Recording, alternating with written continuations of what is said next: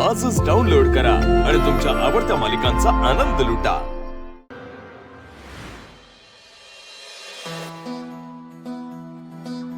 ऐका, आज आपल्याला लय काम आहे बरं का. ही सगळी खोली रिकामी करायची.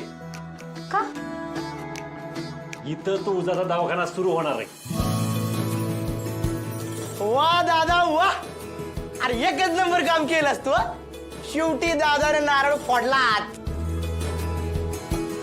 नारळ फोडला? मला कसं काय माहित नाही.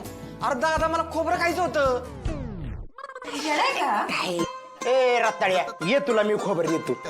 अरे तसला नारळ नाही रे बाबा, वहिनीच्या दवाखान्याचा नारळ फोडला, मुहूर्ताचा. रताळे ते बोल की. तेच असतं ते. वाकडे कोण कशाला बोलते. पण काय भांडू नका. आयडिया भारी बघ. आपण घराच्या बाहेर आहे ना असं बोर्ड लावू, गावातल्या लोकांसाठी खास दवाखाना. दादा मला तर दिसतंय वहिनींच्या हाताचा गुण येऊन घराच्या बाहेर लोकांची गर्दीच गर्दी जमली. पुढे तू लई पुढचं रान हाणायला लागलाय. अरे ते बोर्ड बिरडे सगळं नंतर, त्यासाठी आधी आपल्याला ही खुली रिकामी करावी लागेल. हा दादा तुला सांगतो, ही खुली ना आम्ही एका मिनिटात रिकामी करतो. हे बघा, तुळजा हुशार आहे. तिला संशयाच्या आधी आपण हे सगळं आवरलं पाहिजे. काय चला कामाला लागा. चला चला चला चला चला. वहिनी लय हुशार आहे तसे पण. ए अरे भाग्य, तुला काय काम करायचं नसेल तर मध्ये मध्ये कशाला करते ग? बाजूला हो. गादी कुठे ठेवते सांग. लय शहाणपणा करू नका. बाहेर तिकडे ठेव. बाहेर तिकडे कुठे सांग, दाखव मला. चल दाखवते.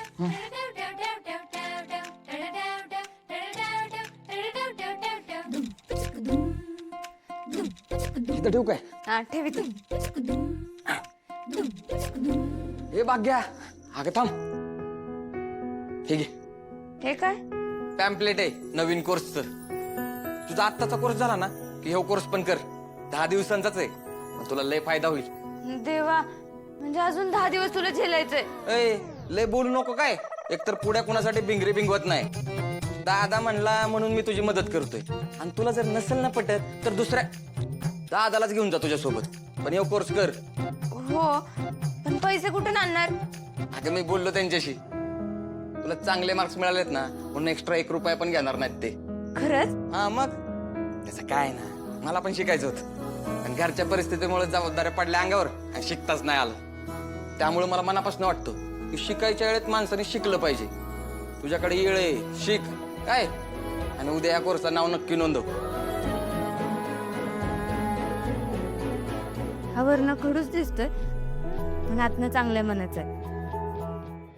I have studied 12th in गुरुम college.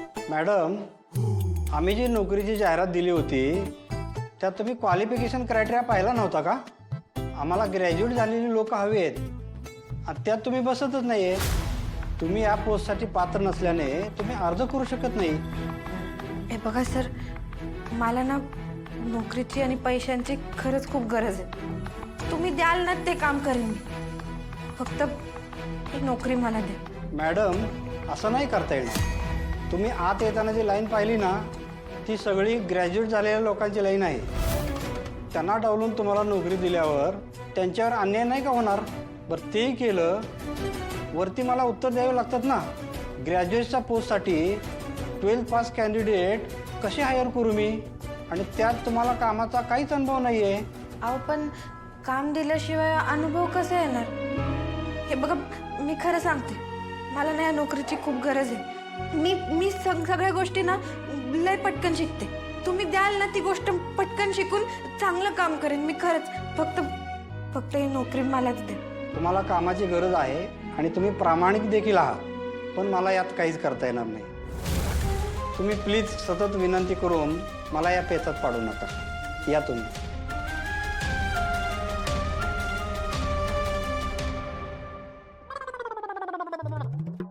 Tiding tiding tiding tiding tiding tiding tiding tiding tiding. दादा कसलं भारी वाटतंय बघ. खुली चकाचक झाली. आता ही खुली सजवायची जबाबदारी ना माझी पुण्याची असणार आहे. तू बघच, आम्ही असली खुली सजवतो ना. खोली आम्ही सजवतोच, पण बाहेर आपण बोर्ड लावणार आहे बघ दवाखान्याचा. तो आत्ताच बनवायला टाकू, म्हणजे उद्घाटनापर्यंत बनून येईल.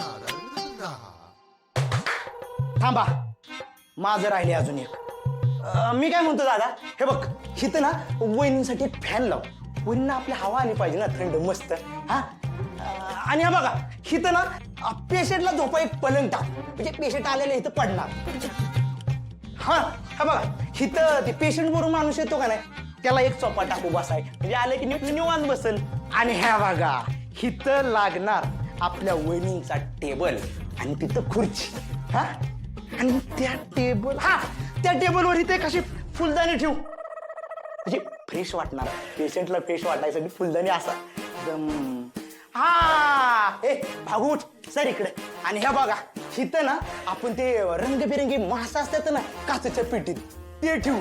इथं अशी मस्त एक काचेची पेटी. कशी वाटली आयडिया? एकच नंबर आहे का नाही? दवाखान्यात फिशपॉट. अरे काजू, आपण दवाखाना बनवतोय, दवाखाना. घर नाही सजवते इथं. असल्या गोष्टी असतात का दवाखान्यात? अगं नसतं, मला माहित आहे की नसतं, पण ते आपण सगळ्यांसारखं असं कॉमन बनवायचं नाही. आपण काहीतरी वेगळं बनवायचं आणि हटके बनवायचं. आता फटके देईन तुला. गप्प बस. इथं तू ते जे म्हणतो ना पलंग आणि सोफा, त्यानेच ही खोली भरून जाईल. मग आलेले लोक कुठं बसणार? फिशपॉट मध्ये माशांसोबत. हा दादा, आता आपण हे दवाखाना टाकायचं म्हणतोय खरं, पण ह्यात कुठल्या गोष्टी लागतात हे कुठं माहिती आपल्याला? निदान सुरुवातीला कुठल्या कुठल्या गोष्टी लागतात, डॉक्टरांना हाताशी कुठल्या गोष्टी लागतात, ह्यातलं काहीच माहित नाही आपल्याला. आता काय करायचं? तीच तर लई मोठी अडचण आहे. तुळजा यायच्या आधी दवाखाना तिला तयार दिसला पाहिजे.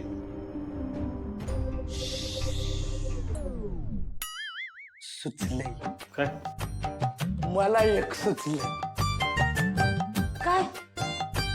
काय तुम्ही म्हणता ना की मी हुशार नाही, तुम्हाला चौघाला जे सुचणार आहे ना ते मला सुचलंय.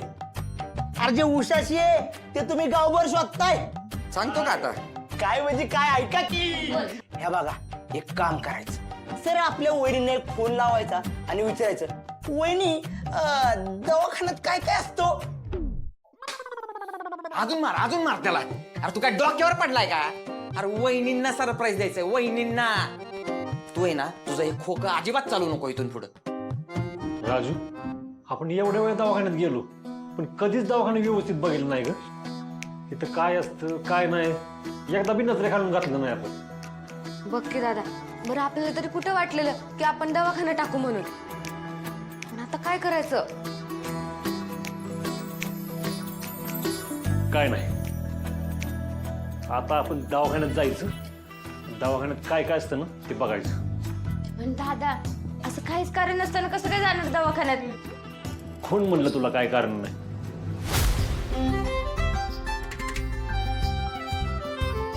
कारण आहे की आपल्याकडं.